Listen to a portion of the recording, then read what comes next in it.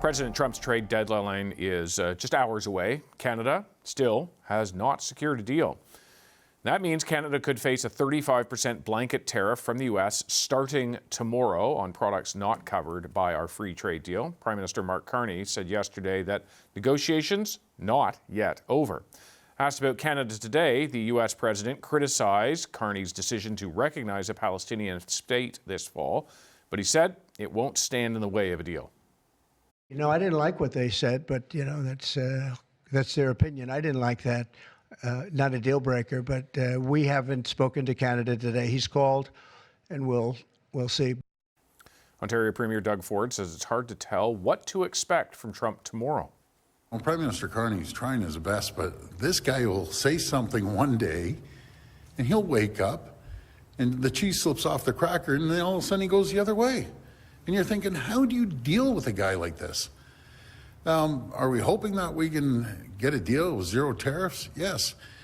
But I always say how we can kick back, and it's not the American people, kick back at President Trump. Let's start onshoring everything. I now wish I brought cheese and crackers for the power panel that joins me now. Andrew Thompson is a former Saskatchewan NDP cabinet minister, and here with me in studio, James Moore, former Conservative cabinet minister, and Carleen Varian, who's a former chief of staff to Liberal cabinet ministers. Good day to all of you. Hello. How are you? Hi, David. Do you know, this has nothing to do with the topic at hand, but to date Andrew and I, and make us both sound old, when I was a very junior reporter and he was a very junior finance minister, we would sit on opposite sides of a microphone. We were so much younger then. I don't know what's happened to me. You still look fine. It's up close. It's very different, Andrew. Anyway, to the task at hand. James, you hear Premier Ford there talking about his concerns getting the deal done. Can I just ask briefly about the cheese and cracker analogy? I haven't heard that one before. Yeah, I suppose not uncommon, but look, Premier Ford actually plays a helpful role in terms of clearing the room a little bit and saying some things out loud with authority that would be inappropriate for the Prime Minister or our ambassador or anybody who sits around the cabinet table to say. He also reflects a lot of public sentiment about the state of the President of the United States and the way he approaches his bilateral relations with Canada or his multilateral relations with the rest of the world. So he's kind of a useful aspect of the dynamic in Canada in terms of being a release valve for what a lot of people are thinking. Hey, Carleen, I do want to ask you about what the best case scenario is here as the clock ticks down. Admittedly, it's not as if this is going to happen automatically. The paperwork has to happen. There has to be an executive order. Somebody has to tell the people at the border what to charge. So it's not going to be an immediate thing. Having said all of that, what is the best case scenario?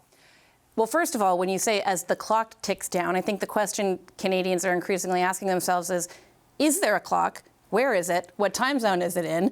Is it working properly? Are there batteries in it? The timelines constantly shift. The best case scenario for Canada continues to be, for now, to kick the can down the road as far as they possibly can. And the reason for that, mostly, David, is that the Americans have so far demonstrated a bit of a deference and a respect for CUSMA compliance as far as tariffs go. And right now, roughly about 80% of goods that are crossing the border do meet that compliance level, which means that they are duty-free. Now, that doesn't protect and preserve entirely our steel and aluminum sectors, but so long as that deal continues to be in place until next year, it does give us a bit of protection that other countries don't have. So that's why you hear Mark Carney constantly saying no deal is better than a bad deal for now. Andrew, I want to ask you about what Mexico got. They didn't get a deal, but they got an extension, 90 days. It pushes them up to when CUSMA renegotiations sort of could, the very early stages of that, when that's set to happen. The fact that they got an extension, that we didn't, that they went just for negotiation, but we also did retaliation, what does it say about the differences in our approach and what they netted? Well, I think we also have to understand that there's big differences about what's on the table. The situation with Canada is much more complicated because of the integration of the economy, the ability for us to retaliate that Mexico doesn't have. I mean, these are much more complex discussions that are going to be going on. Mexico has a much weaker hand than Canada does, and that's, I think, reflected in terms of how they are managing their negotiations, and frankly, it seems they're managing them well from a Mexican perspective. But to suggest that we would move in lockstep with them, I don't think is in Canada's interest. In a lot of ways, the trade situation that we have in the country, as has been pointed out, is largely still covered and protected under CUSMA. The retaliatory tariffs or the aggressive tariffs that the Americans wanted to put on are on. It's unclear really what else gets gained out of this by moving the Canadian negotiations with the U.S. from the U.S. standpoint forward more aggressively rather than trying to settle with some of the other countries first. I do want to ask about the Palestinian statehood recognition, but I want to ask about it in the context of the negotiations going on now. And I ask because the president saw the statehood recognition, said by social media posts, essentially that this complicates things.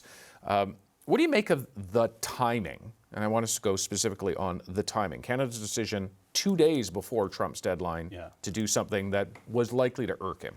Odd and not helpful. There's a saying in politics that in order to be successful in politics and successful in governing, the main thing is to keep the main thing the main thing. The main thing for Canada has been August 1st, has been the Canada-U.S. relationship, has been trade.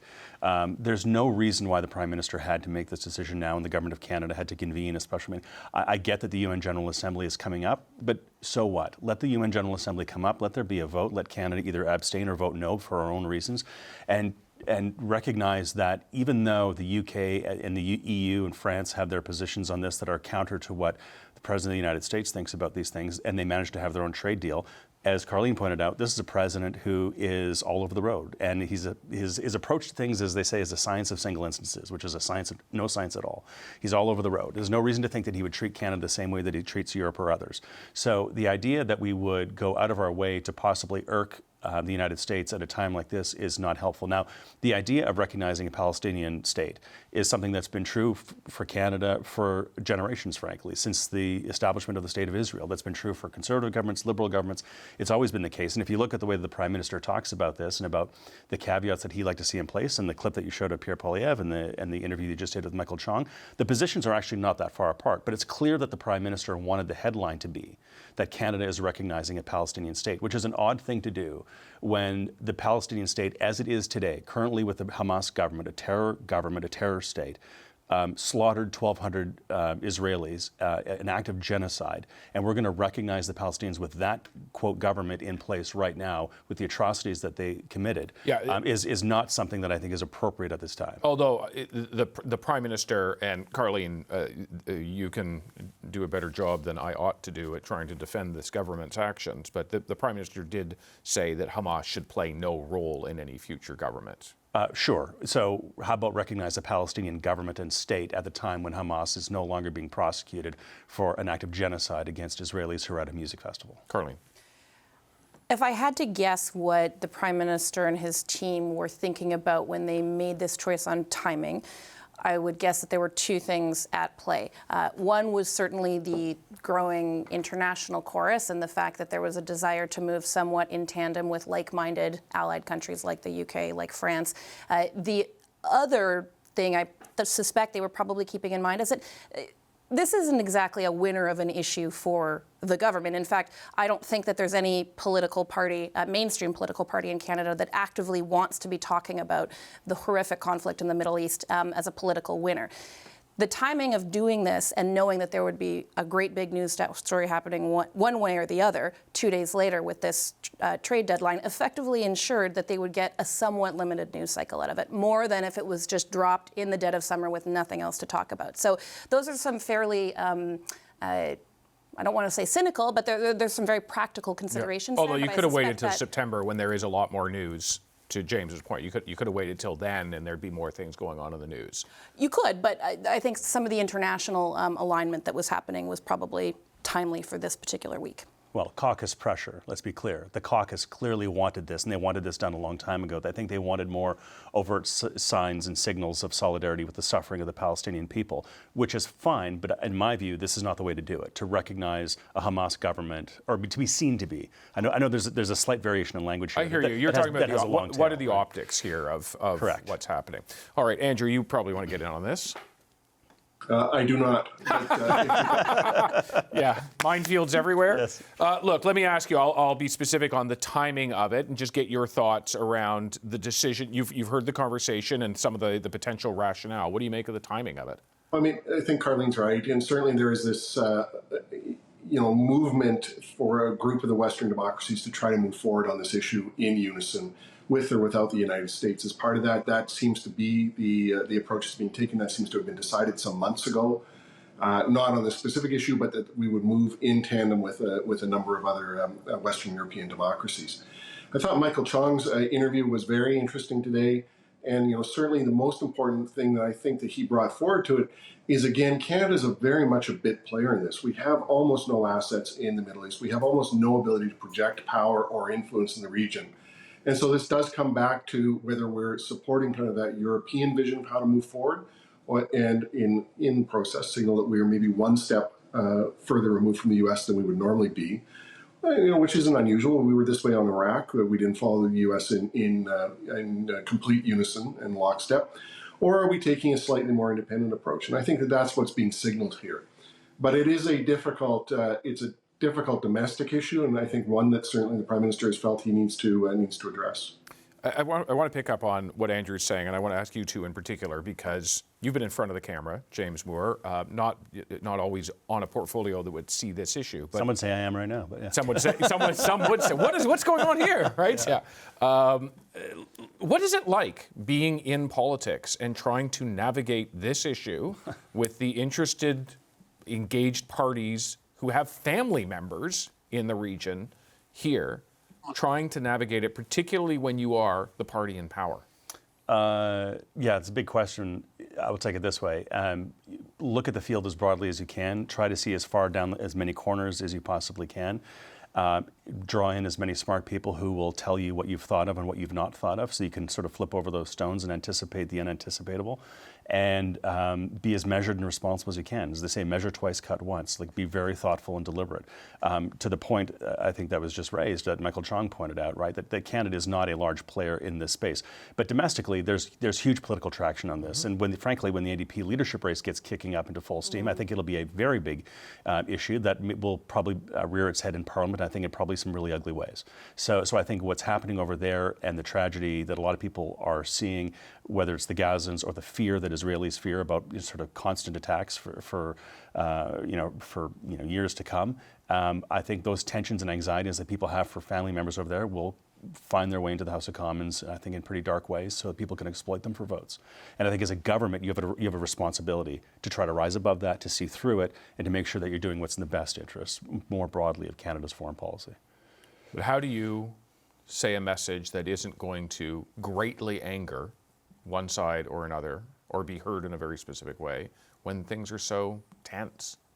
It's nearly impossible, and that is why you so often see leaders of governments and political leaders speak in such platitudes when it comes to these topics. This is, in particular, an issue where the Liberal Party is in a really challenging position, because I would venture to say that among the three major federal parties, it is the party that straddles the broadest coalition of individuals who would count among themselves either strong supporters of Israel or very strong supporters of a free and independent Palestinian state, and everybody in between. It is a caucus that is enormously difficult to manage and keep happy on this issue. And so Prime Minister Carney, not just as a new Prime Minister, but as a new leader of a caucus, somebody who's new to those dynamics, I suspect is finding that to be an interesting challenge. One thing in an issue like this that you always have to keep in mind when you're speaking to a nation is that there's nothing that you can say that's going to please everybody. So you have to do the best to find the balance between your own convictions and what decision it is that you've actually had to take that you have to own. Not the last we'll be talking about this. That is one thing for sure.